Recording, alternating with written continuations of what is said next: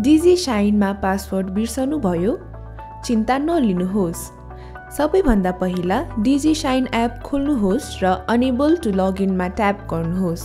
Forgot password or पिनमा tap गरी प्रक्रियालाई अगाडि बढाउनुहोस्। अब तपाईको मोबाइल ब्याङ्किङ खाता खोल्दा हाल्नुभएको मोबाइल नम्बर राखी कन्टिन्यूमा ट्याप गर्नुहोस्। डिजी शाइनको सुविधा एक्टिभेट गर्न तपाईले दर्ता गर्नुभएको मोबाइल नम्बरबाट एसएमएस पठाउनु पर्ने हुन्छ। यसको लागि तपाईलाई एसएमएस एप्लिकेसनमा रिडाइरेक्ट गरिनेछ। ओकेमा ट्याप गरी अर्को स्टेपमा जानुहोस्। दिइएको एसएमएसमा केही पनि मोडिफाई नगरी सेन्ड गर्नुहोस्। यदि तपाईले डुअल सिम चलाउँदै हुनुहुन्छ भने सही नम्बर मार्फत सेन्ड गर्दै हुनुहुन्छ भनेर निश्चित गर्नुहोस्। साथै यो एसएमएस कसैलाई पनि फरवर्ड नगर्नुहोला। एसएमएस सेन्ड भइसकेपछि डिजी शाइन एप पुनः खोल्नुहोस्। तपाईको मोबाइल नम्बर भ्यालिडेट हुनेछ र मोबाइल नम्बरमा ओटीपी कोड आउनेछ।